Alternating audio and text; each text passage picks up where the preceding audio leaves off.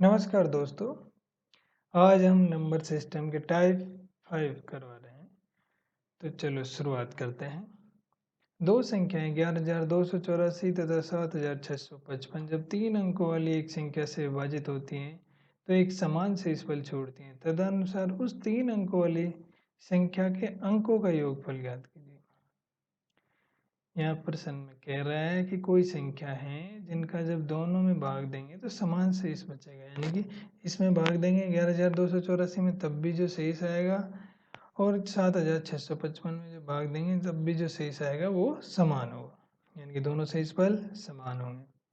तो देखो दोस्तों, क्या है, ये टाइप 5 है और टाइप 5 में CGL SSC CGL मेंस में जो क्वेश्चन आए वो हैं और उनमें से भी थोड़े टफ लेवल कह सकते हैं इसे, लेकिन हम इन्हें आपको आसान भाषा में समझाने की कोशिश करेंगे और हमें विश्वास है कि आपको समझ आ जाएंगे।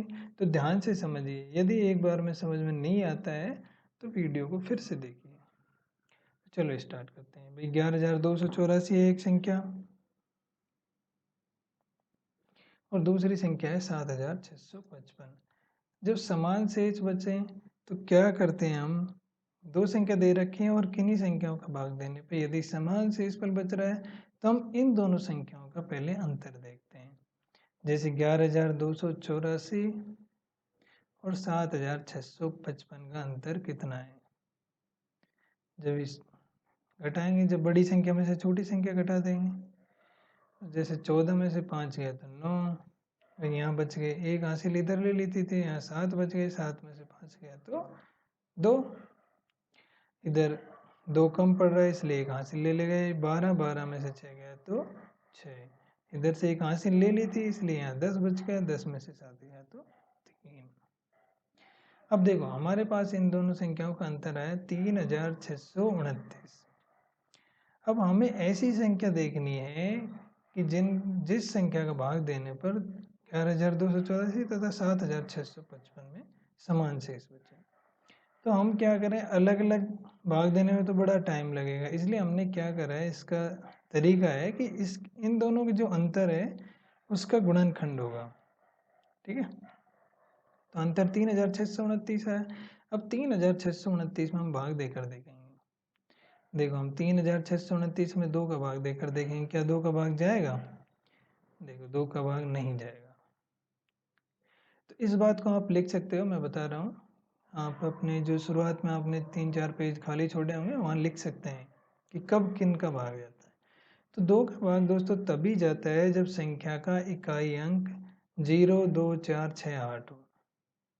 इकाई अंक जो लास्ट में बोलता रहता है उसे बोलते हैं, यानी कि इकाई अंक, ये दहाई अंक, ये सैकड़ा अंक, ये हजार अंक।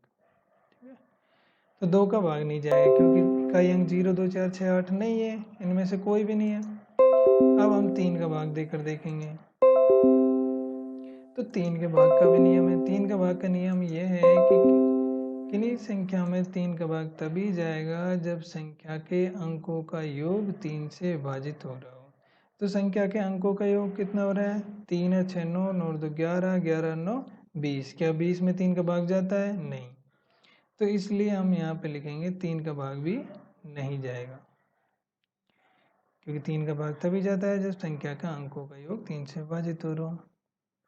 अब 4 का भाग देकर देखेंगे, 4 का भाग भी नहीं जाएगा, क्योंकि 4 का भाग के जाने की संभावना तभी होती है जब 2 का भाग जा रहा हो, इसलिए 4 का भाग भी नहीं जाएगा।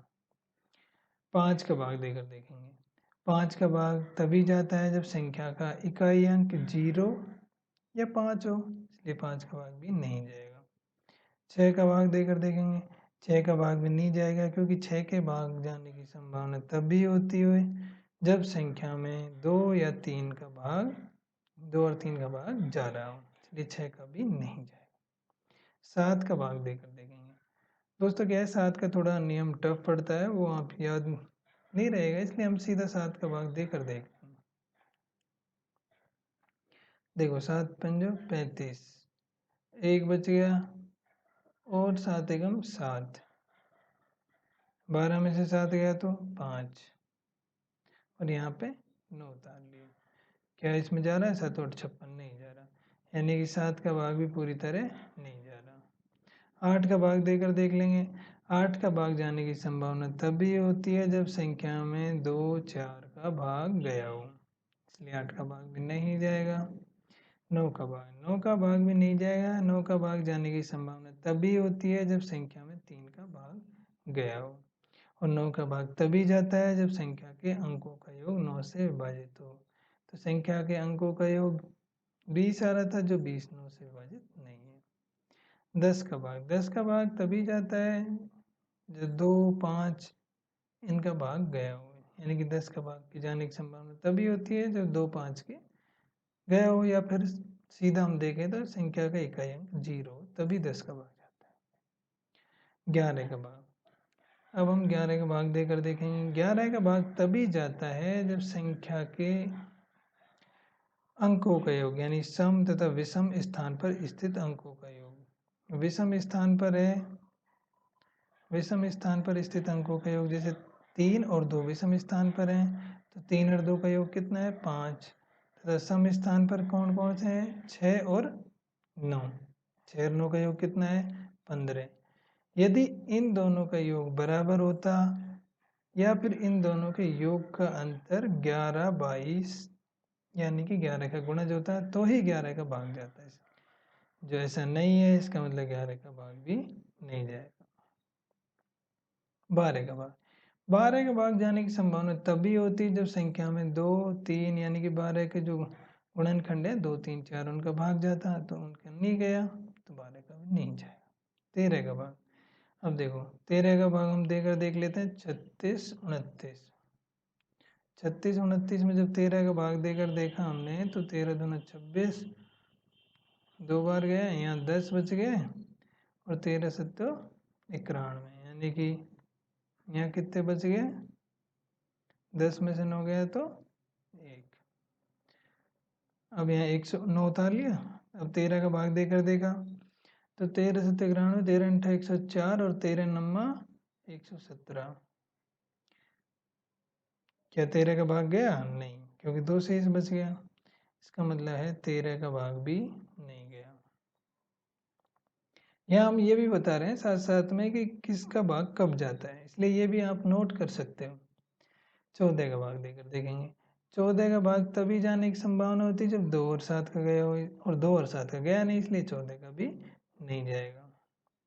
15 का भाग, 15 का भाग जाने की संभावना तभी होती है जब 3 और 5 का गया हो। 16 का भाग, 16 का भाग तभी जाता जब यानी कि 2 4 8 का गया होता है, इसलिए 16 का भी नहीं जाएगा। 17 का भाग देख, 17 का भाग देकर देख लेंगे। 36, ये मिटा के देख लेते हैं एक बार।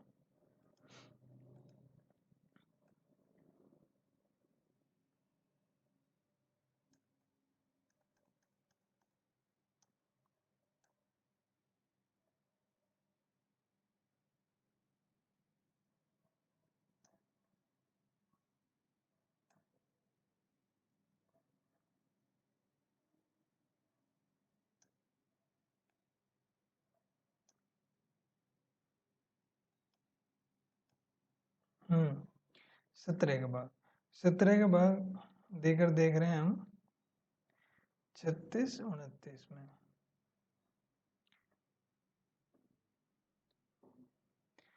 17 दूना 34, 2 बच गए, फिर 22 है, 2 उतार लिया, 17 एकम 17, 5 बच गए, 9 उतार लिया, 17 × 51, 8 शेष बच गए, यानी कि 17 का भाग भी नहीं गया। 18 का भाग, 18 का भाग तभी जाता, यानी कि 18 का भाग जाने की संभावना तभी होती जब 2 9 का भाग गया हो। अब हम 19 का भाग देकर देख लेंगे। 19 का भाग, 19 एकम 19, 16 में से 9 गया तो 7, और यहाँ 16 इधर से एक हासिल ली थी ना, तो 2 में से 1 गया तो 1, 2 उतार लिया। अब देखो 19 गुणा में 10 करेंगे तो 190 आएगा, इसलिए 19 गुणा में 9 करके देखते हैं, तो 19 गुणा में 9 करेंगे तो 191, 71 आ जाएगा। 1 बच गया, फिर इधर से 9 ले लिया, यानी कि 19 से कम 19, कुछ शेष नहीं बचा, यानी कि 19 का भाग पूर्णतः इस संख्या में गया है। दोस्तों देखो, हमें इतनी देर बाद पता लगा है कि 19 का भाग गया है। ये हमें इतनी देर बाद पता है, इसलिए लगा है कि हमने आपको एक एक का भाग देकर बताया है। नहीं तो आप सीधा निकाल सकते थे, जैसे 2 का भाग देने के बाद 3 का देते, 3 का देने के बाद 5, 5 के बाद 7, 7 के बाद 11, 11 के बाद 13 और 13 के बाद 17, 17 के बाद 19। इनका आपको भाग देना पड़ता है, इनका तो देना ही पड़ता, तब जाके आप ये 4, 5 का भाग देकर आप निकाल सकते थे।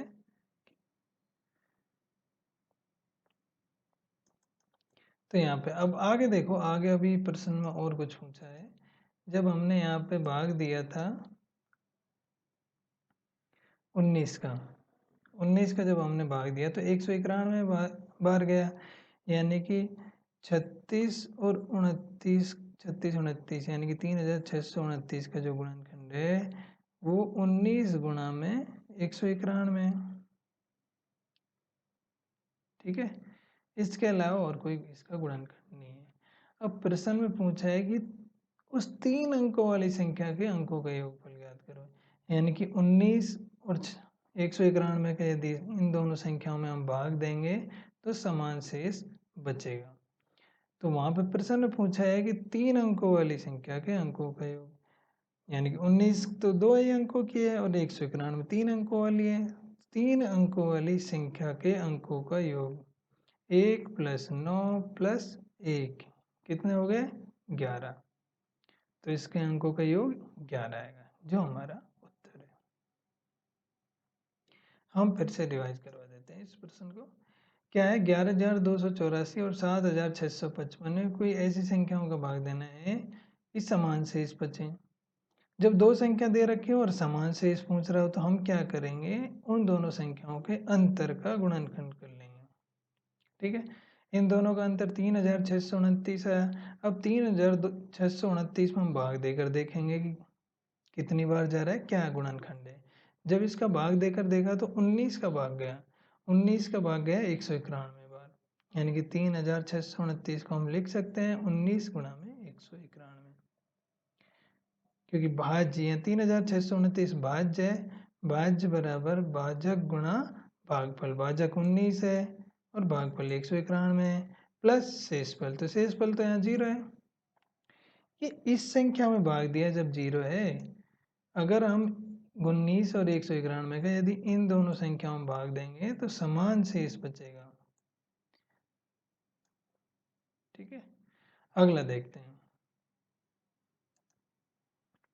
3 भिन्नों का योग 2 सही 11/24 है। सबसे बड़ी भिन्न और सबसे छोटी भिन्न से भाग देने पर 7/6 प्राप्त होता है, जो मध्य भिन्न से 1/3 बड़ी है। लघुत्तम भिन्न क्या है? देखो दोस्तों, क्या है, 3 भिन्न है यहाँ, एक सबसे बड़ी है यानी कि कोई बड़ी भिन्न है, फिर उसके बाद मध्य भिन्न है और एक सबसे छोटी यानी कि लघुत्तम मतलब सबसे छोटी भिन्न है। जब बड़ी भिन्न में छोटी भिन्न का भाग दे रहा है, यहाँ प्रश्न में दे रखा है सबसे बड़ी भिन्न में सबसे छोटी भिन्न का भाग दे रहा है तो 7/6 प्राप्त हो रहा है। सबसे खास बात यह है, यहाँ ये ध्यान रखना एक बहुत ही ज़्यादा काम आएगी आपको। जब कोई संख्या दे नहीं रखी हो और ऐसे बटे में हल दे रखा हो कि 7/6 प्राप्त हो रहा है, कोई भी संख्या हो बटे में, तो हमें क्या करना है, जो नीचे यानी कि 7/6 में नीचे क्या है 6, हमें इनके गुणज मानने हैं, यानी कि या तो 6 मान लो या 7 मान, 6 मान लो नीचे की संख्या गुणज। तो अब हम बड़ी भिन्न क्या मान लेंगे, यहाँ 7x मान लेंगे, मान लो बड़ी भिन्न 7x मान लेंगे और छोटी भिन्न क्या मान लेंगे 6x मान लेंगे। तो जब बड़ी भिन्न में यानी कि 7x में 6x का भाग देंगे तो x से x कट जाएगा और 7/6 प्राप्त हो जाएगा। आगे प्रश्न में क्या दे रखा है, ये जो 7/6 प्राप्त हुआ है ये मध्य भिन्न से 1/3 बड़ी है, यानी कि मध्य भिन्न से 1/3 बड़ी है। इसका मतलब है कि 7/6 में से यदि हम 1/3 घटा देंगे तो मध्य भिन्न हमारे पास आ जाएगी। तो घटा के देखते हैं, 6 लघुत्तम आ गया, 6 का भाग 6 में एक बार गया तो इसलिए यहाँ 7 आ गया, यहाँ 6 में 3 का भाग 2 बार गया इसलिए यहाँ 2 आ गया।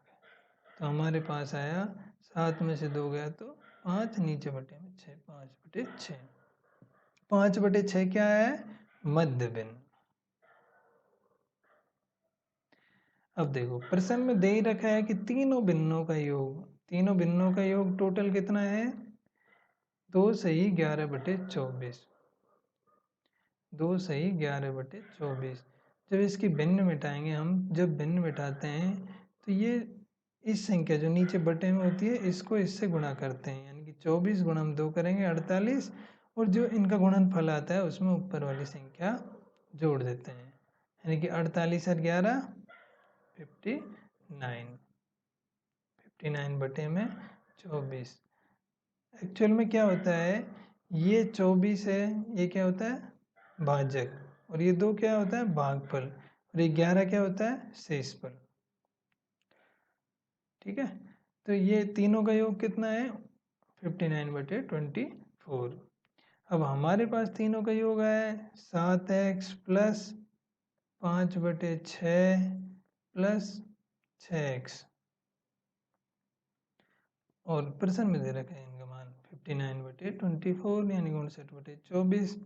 अब क्या करेंगे हम, x का मान एक साइड रखेंगे तो 7x और 6x जुड़ जाएंगे 13x, और 5/6 इधर चले जाएगा।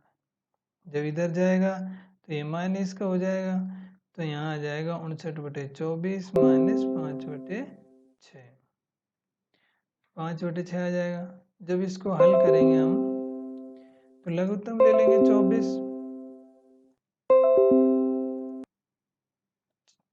24 लघुत्तम आ गया।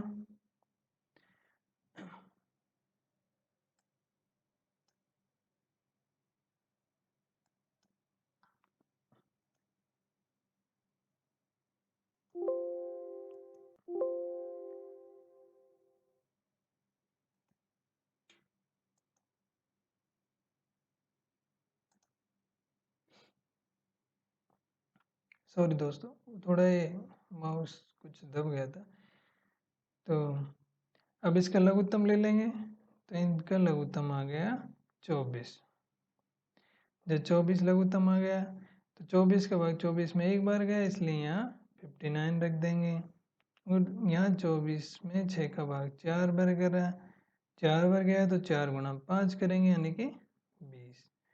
59 में से 20 गया तो कितना बच गया 39/24। अब देखो दोस्तों क्या है, अपने पास आया है एक साइड तो 13x आया है और एक साइड आया 39/24,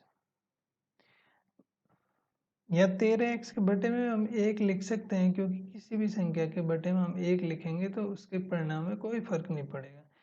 और जब ऐसे बराबर में दो संख्याएं हों तो क्या होता है, जैसे क्रॉस मल्टीप्लाई गुणा होते हैं, यानी कि 13x गुणा में 24 होते हैं और 39 गुणा में 1 है। ठीक है, एक काम और होता है वो आप सीख लीजिएगा कि सीधा हम 13 का इधर इन दोनों संख्याओं को काट सकते हैं। ऊपर वाली संख्या आपस में कट सकती है, नीचे वाली आपस में कट सकती है। जब ऊपर वाली संख्या हमने काटी है तो 13 से 39 3 बार कट गया। ठीक है, और ऊपर इधर x बच गया, इधर 3 बच गया, तो इधर गुणा में करेंगे तो 24x आ जाएगा, या फिर हम सीधा लिख सकते हैं कि x बराबर 3/24।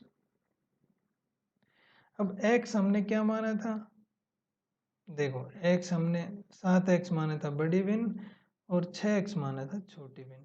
अब प्रश्न में पूछा है छोटी भिन्न, तो हम छोटी भिन्न 6x में x का मान रख देंगे।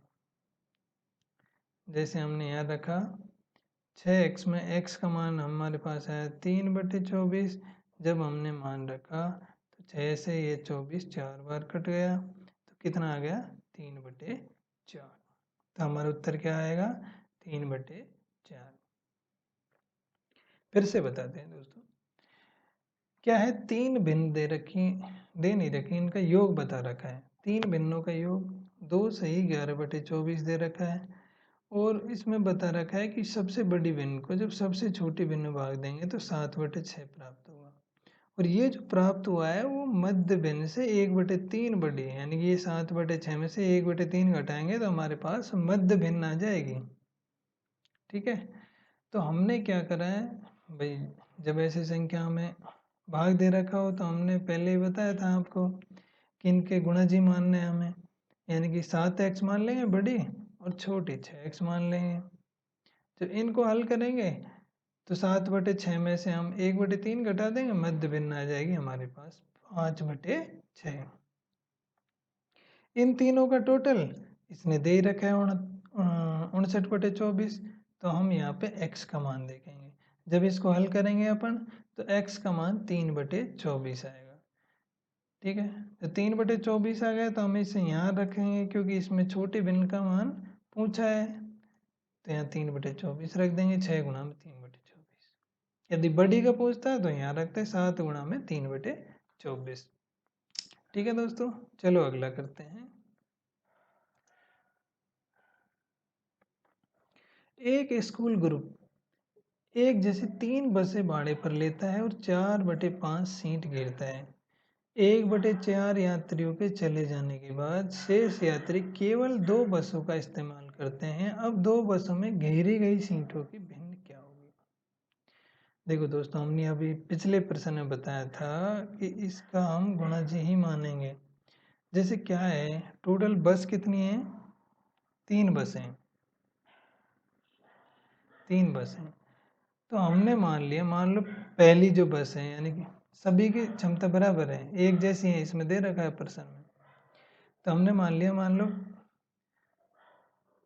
जो प्रत्येक बस की क्षमता है वो 5 सीट की है। हमने 5 सीट क्यों माना? क्योंकि यहाँ 4/5 नीचे बटे में 5 दे रखा है, तो 5 का गुणज ही मानेंगे हम। 5 का गुणज 10, 15, 20 कुछ भी मान सकते हैं, या हम x मान के भी कर सकते हैं, लेकिन हमें क्या है 5 का गुणज मानने में ही सुविधा रहेगी, और इससे हम जल्दी से जल्दी क्वेश्चन को हल कर पाएंगे, कंफ्यूज भी नहीं रहेगा।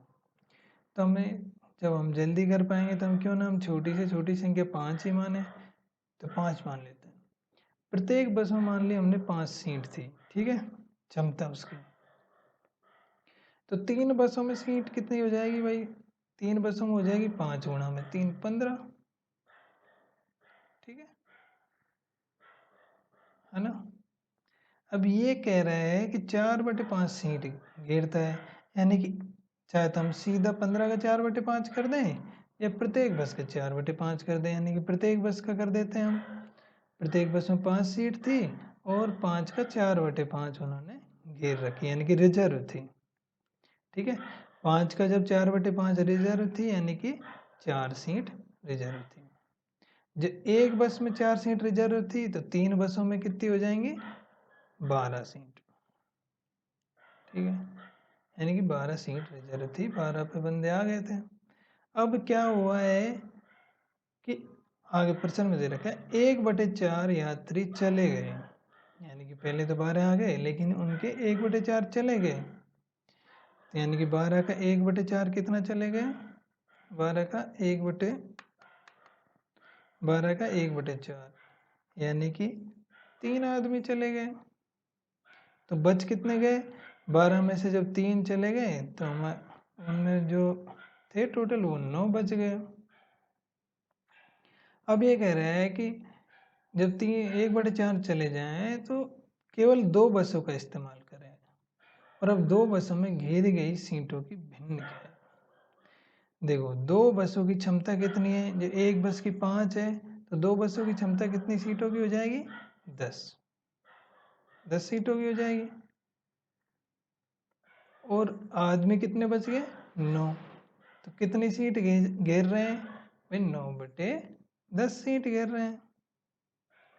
ठीक है, तो ये हमारा उत्तर 9/10 आ गया। हमने यहाँ पे छोटी से छोटी संख्या इसलिए मानी है ताकि हमें हल करने में सुविधा रहे। हम यहाँ कुछ भी मान सकते हैं, मान लो प्रत्येक बस जो थी उसकी क्षमता 1000 ही 10,000 ही कुछ भी मान सकते हैं एक्स वैक्स, लेकिन हमने 5 इसलिए माना है कि यहाँ 4/5 सीट गिर रहा है, तो हमने इसी का गुणज मानना है तो क्वेश्चन जल्दी हो जाएगा, इसलिए हमने 5 मानी थी। अगला देखते हैं। 2 अंकों की एक संख्या में इकाई के स्थान पर अंक दहाई के स्थान पर अंक के दुगने से 1 कम है। यदि इकाई और दहाई के स्थान पर अंकों को आपस में बदल दिया जाए तो नई और मूल संख्या के बीच अंतर मूल संख्या से 20 कम है। यानी कि देखो नई और प्रश्न को ध्यान से पढ़ो, नई और मूल संख्या के बीच जो अंतर है वो मूल संख्या से 20 कम है।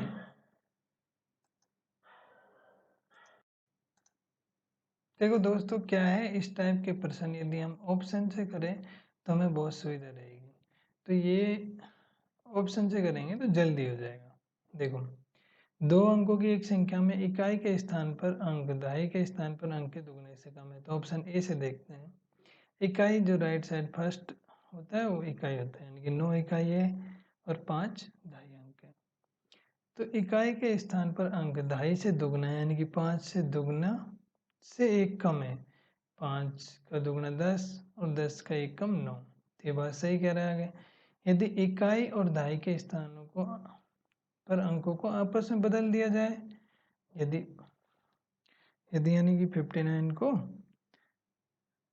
95 कर दिया जाए, आपस में बदल दिया जाए, तो नई संख्या यानी कि 95 और मूल संख्या के बीच, यानी कि मूल संख्या 95 ये 59 थी, इनके बीच जो अंतर है वो कितना आएगा, मूल संख्या से 20 कम है। मूल संख्या कितनी थी हमें यहाँ पे 59 और इससे 20 कम कितना अंतर आना चाहिए 39, यानी कि इन दोनों का अंतर 39 आना चाहिए, तब तो ये ऑप्शन सही है। इन दोनों का अंतर कितना आ रहा है, 15 में से 9 गया तो 6 और 8 में से 5 गया तो 3, 36। इसका मतलब ऑप्शन ये गलत है। बी देखते हैं। इकाई पर स्थित अंक दहाई अंक के दुगने से 1 कम है। दहाई अंक 2, 2 का दुगना 4, 4 से 1 कम 3 है। सही कह रहा है। यदि संख्या के अंक पलट दिए जाए, यानी कि इकाई को दहाई और दहाई को इकाई, यानी कि 23 को यदि हम 32 कर देंगे, 32 कर देंगे तो इनका जो अंतर है 23 को हम 32 कर देंगे तो इनका जो अंतर है वो कितना आ जाएगा 9, जबकि प्रश्न अनुसार कितना आना चाहिए, मूल संख्या से 20 कम। मूल संख्या कितनी थी 23 और इससे 20 कम कितना है 3 आना चाहिए, जो इसमें नहीं आया। सी ऑप्शन देखते हैं। इकाई पर स्थित अंक दहाई से दुगने से कम है, सही कह रहा है। यदि हम संख्या को पलट दिया जाए, यानी कि 35 को हम 53 कर दें, तो जब हमने 53 कर दिया तो 53 में और 35 का अंतर कितना है, यहाँ पे देखो 53 और 35 का अंतर देखो, 13 में से 5 गए तो 8 और यहाँ 4 बच गए, 4 में से 3 गए तो 1, जबकि कितना होना चाहिए मूल संख्या से 20 कम। मूल संख्या क्या है 35 और इससे 20 कम क्या है 15, 15 होना चाहिए, नहीं है 15 अंतर। अब हम ऑप्शन डी देखते हैं 47। यदि 47 के अंक पलट दिए जाएं तो ये कितना हो जाएगा 74, और 74 और 47 का अंतर कितना है, 14 में से 7 गया 7 और 6 में से 4 गया तो 2, कितना होना चाहिए मूल संख्या से, मूल संख्या क्या थी 47, इससे 20 कम क्या है 27, तो मूल संख्या से 20 कम इसका है, तो ये ऑप्शन अपना सही है। इस टाइप के प्रश्नों को यदि हम ऑप्शन से करेंगे तो हमारे जल्दी हो जाएगा, बाकी वो लेंथ ही पड़ जाएगा, जैसे 2x मानेंगे हम तो वो थोड़ा लेंथ ही पड़ जाएगा, तो यहाँ पे ऑप्शन से कर दीजिए। ओके, अगला देते हैं। अगला देखा, किसी 3 धन पूर्णांक के वर्गों का योगफल 323 है। यदि दो संख्या के वर्गों का योगफल तीसरी संख्या से दुगना है तो उनका गुणनफल क्या होगा? भाई तीनों का वर्गों का योगफल 323 है और दो संख्याओं का वर्गों का योगफल तीसरी संख्या से दुगना है। यहाँ मान लो प्रथम, ये द्वितीय है और ये तीसरी है। मान लो यहाँ प्रश्न में दे रखा है कि दो संख्याओं के वर्गों का योग तीसरी संख्या से दुगना है, यानी कि हमने मान लिया तीसरी संख्या x है और तीसरी संख्या का दुगना 2x है और प्रश्न में दे रखा है कि ये तीसरी संख्या का दुगना है, वो इन दोनों के वर्गों का योग है, यानी कि 2x क्या है? प्रथम और द्वितीय संख्या का वर्गों का योग। तो अब हम देखो तीसरी संख्या का भी वर्ग कर लेते हैं। तो तीसरी संख्या का वर्ग आएगा x का वर्ग बराबर x स्क्वायर।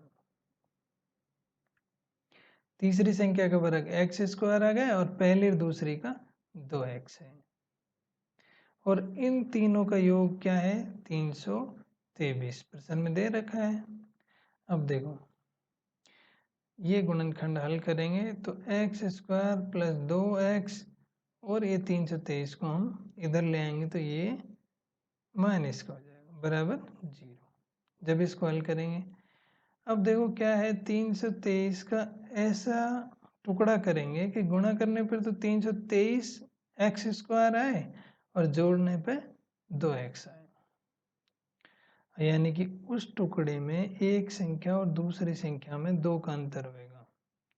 यानी कि जैसे एक संख्या 12x रहेगी तो दूसरी 10x रहेगी, क्योंकि जोड़ने पे तभी ये प्लस की ज़्यादा रहेगी, तभी तो 2x बचेगा। तो देखो हम करके देखते हैं, यानी कि 12 गुणा में 10 करेंगे तो 120 ही आएगा, जबकि 323 आना चाहिए, है ना। अब देखो यानी आएगा, बढ़ा के देख लेते हैं थोड़ा, कि जैसे 18 गुणा में 20 करेंगे, यानी कि 20x गुणा में 18 करेंगे तो 360 आएगा, यानी कि 323 से ज़्यादा हो गया। तो और थोड़ा छोटा करके देखते हैं। तो यहाँ देखो जैसे 19 गुणा में 17 करके देखेंगे तो ये कितना आ जाएगा? 19 गुणा में 17 करेंगे, 7 नाम 63, 7 एकम 7, 7 अच्छे 13 और ये 19, 3 और 3 12, 323। इसका मतलब ये है कि 19x को हम यहाँ देखो एक्स स्क्वायर प्लस 2। अब देखो हम क्या करेंगे, यहाँ पे हम करेंगे कि भाई ऐसा टुकड़ा देखेंगे कि जोड़ने पर तो ये आ जाए 2x और गुणा करने पर आ जाए 323। तो हम 2x की जगह लिख सकते हैं, देखो 2x की जगह हम लिख सकते हैं x square plus x square का तो एक्स स्क्वायर कर दिया और 2x को हम 19x माइनस 17x कर सकते हैं, क्योंकि इसका मतलब भी 2x है, माइनस 323। यहाँ पे x कॉमन ले लिया, x प्लस 19। यहाँ पे देखो, यहाँ पे हम कॉमन ले लेंगे माइनस का 17। जब माइनस का 17 कॉमन ले लेंगे तो माइनस का 17 एक्स में यदि माइनस का 17 का भाग देंगे तो यहाँ एक्स बच जाएगा और इधर 323 में जब भाग देंगे तो 19 बाहर चला जाएगा। तो यहाँ हो जाएगा एक्स प्लस 19। ठीक है, हमारे पास दो आए हैं, एक्स प्लस 19 दो आ गए और एक आया एक्स माइनस 17। तो देखो x प्लस 19 बराबर भी 0 हो रहा है और x माइनस 17 बराबर भी 0 हो रहा है। तो इस 19 को इधर ले जाएंगे तो x का मान माइनस 19 हो जाएगा और इस 17 को इधर ले जाएंगे तो x का मान प्लस 17 हो जाएगा। तो यहाँ पे प्लस का मान उत्तर आ जाएगा। तो x क्या माना है हमने? संख्या, तीसरी संख्या। ठीक है। जो तीसरी संख्या x है और इसका वर्ग क्या है, तीसरी संख्या का वर्ग है 289, 17 का वर्ग 289 है और तीनों का वर्ग कितना हो रहा है 323। जब 323 में से हम 323 में से 17 का वर्ग यानी कि 289 जब घटा देंगे तो क्या बचेगा, 13 में से 9 गए तो 4 और यहाँ बच गया 11, 11 में से 8 गए तो 3, 34। अब देखो पहली और दूसरी संख्या के वर्गों का योग 34 हो रहा है ना। तो ये 34 तभी हो सकता है जब एक संख्या 5 हो और एक संख्या 3 हो, क्योंकि 3 3 9, 9 और 25 34। तो एक संख्या 3 है, दूसरी 5 है और तीसरी 17 है। तीसरी तो हमें क्या आती होगी। तो अब देखो इसका गुणा करके देख लें, 17 5 85 और 85 गुणा में 3 करा तो 3 पंजे 15 और 3 8 24 और 1 25। तो उन तीनों संख्याओं का गुणनफल क्या आ जाएगा 255। तो हमारा उत्तर क्या आ जाएगा 255। देखो फिर से बता रहे हैं दोस्तों, क्या है यहाँ पे तीन धन पूर्णांकों को वर्गों का योगफल दे रखा है और हमें पता नहीं है तीनों में से कोई नहीं दे रखी। ये दे रखा है कि दो संख्याओं के वर्गों का योग तीसरी संख्या, यानी कि तीसरी संख्या का वर्ग नहीं है, तीसरी संख्या का दुगना है। तीसरी संख्या हमने x मान ली और इन दोनों का वर्ग क्या आ जाएगा फिर 2x। तो तीसरी संख्या का वर्ग करेंगे तो x स्क्वायर आ जाएगा और इन तीनों के वर्गों का योग 323 है। तो हमने क्या करा है, तीनों के वर्गों को जोड़ा है, एक्स स्क्वायर, ये तो तीसरी संख्या का हो गया एक्स स्क्वायर और ये 2x पहली प्लस दूसरी का वर्ग है 323 आ गया बराबर में। जब इसको हमने गुणनखंड को हल करा तो x बराबर हमारे पास 17 आ गया। x हमने क्या मानी थी, तीसरी संख्या, जबकि प्रश्न में क्या पूछा है, तीनों उनका गुणनफल पूछा है तीनों संख्याओं का। तो जब तीसरी संख्या आ गई हमारे तो तीसरी का वर्ग होता है 17 का वर्ग 289, तो टोटल योगफल में से हम तीसरी का वर्ग घटा देंगे तो 34 बच जाएगा। अब ये जो 34 है दो संख्याओं का वर्गों का योग है, पहली और दूसरी। तो पहली और दूसरी का वर्ग 34 तभी हो सकता है जब वो संख्याएं पहली या दूसरी 3 और 5 हो। तो अब देखो 3 और 5 रख लिए हमने और तीसरी संख्या 17 है, इनका गुणनफल पूछा है तो इनका गुणनफल 255 आ जाएगा। अगला देखते हैं, तीन संख्याएं अंक गणितीय श्रेणी में हैं जिनका योगफल 30 है और गुणनफल 910 है। बताइए अंकगणित श्रेणी में सबसे बड़ी संख्या कौन सी है। दोस्तों क्या है समांतर श्रेणी। समांतर श्रेणी का मतलब क्या होता है, जैसे मान ली संख्या दे रखे हैं 2 4 6 8, कुछ भी हो सकता है, जैसे 3 10 17 24। समांतर श्रेणी का मतलब ये होता है कि इनके बीच जो अंतर है वो समान रहेगा और इसी क्रम में चलेंगे। जैसे यहाँ 2 का अंतर था सभी में, यहाँ 7 का अंतर है, इस टाइप से इसको हम समांतर श्रेणी बोलते हैं।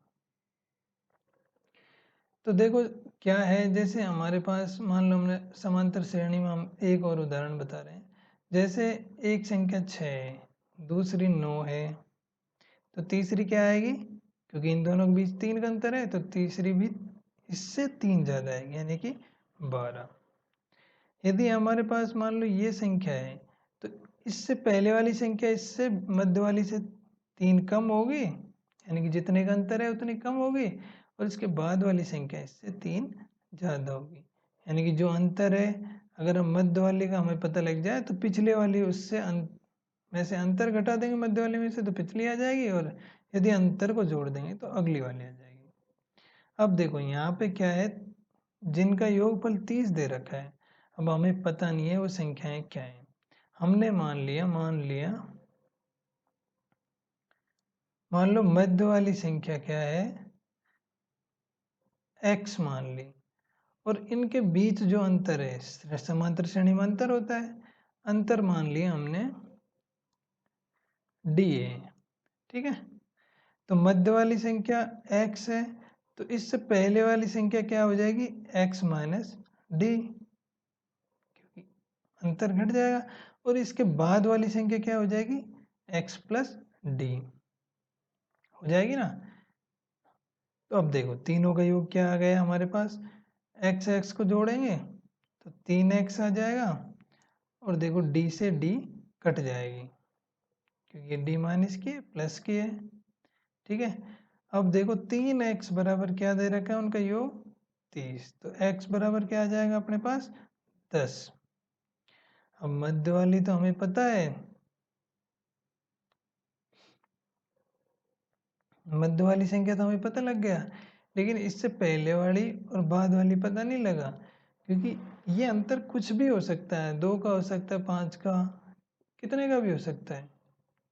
अब देखो, अब आगे प्रश्न में दे रखा है कि इन तीनों संख्याओं का गुणनफल प्रथम द्वितीय और तृतीय, यानी कि पहली दूसरी और तीसरी का गुणनफल कितना है 910। देखो अब हमारे पास एक संख्या तो आ गई 10 है, तो एक संख्या का हम भाग देकर देख लेंगे 10।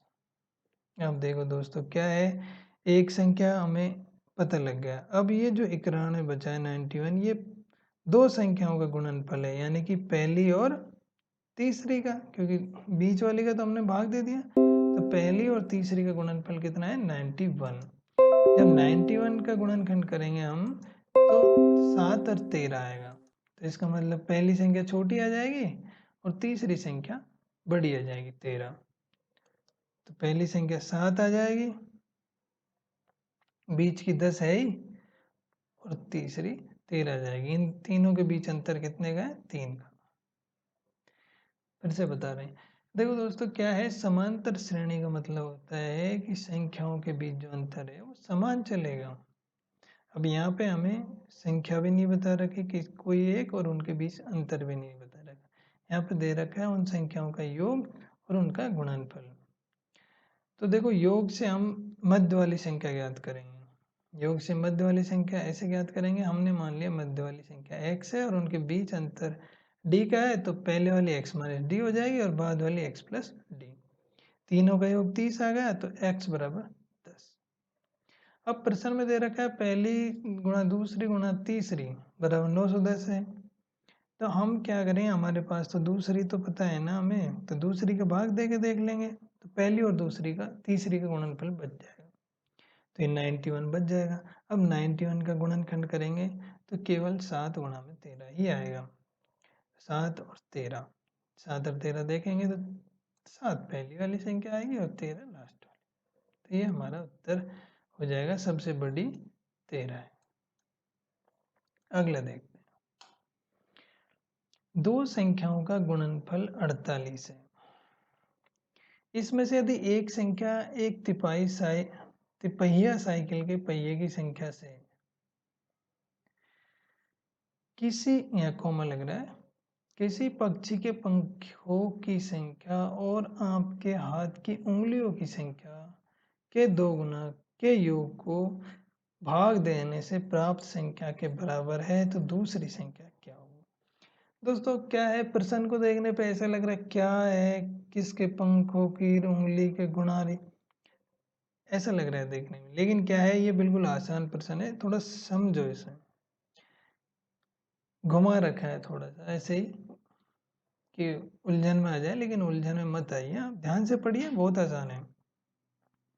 दो संख्याएं हैं, यानी कि पहली और दूसरी, इनका गुणनफल क्या है 48। इसमें यदि एक संख्या इन दोनों में से एक संख्या, ध्यान से देखिए, एक तिपहिया साइकिल के पहियों की संख्या, तो दोस्तों तिपहिया साइकिल में कितने पहिए होते हैं, अरे जब तिपहिया बोल रहा है तो 3 ही पहिए रहते हैं, क्योंकि 4 व्हीलर का मतलब 4 पहिए होते हैं, उसमें 2 व्हीलर का मतलब उसमें 2 पहिए होते हैं, तो तिपहिया में 3 पहिए होंगे। तिपहिया साइकिल के पहियों की संख्या से किसी इस 3 से, देखो इस 3 से किसी पक्षी के पंखों की संख्या, पक्षी के पंख कितने होते हैं? 2 होते हैं। और आपके हाथ की उंगलियों की संख्या के दुगने के योग को, यानी कि इसमें हाथ के उंगलियों का योग कितना होता है? 5 और उसका दुगना कितना होता है? 10 के योग को भाग देने से प्राप्त संख्या के बराबर है, यानी कि 10 + 2 12। तो एक संख्या यदि हम 12 में तिपैया 3 का भाग देंगे तो कितना हो जाएगा? 4।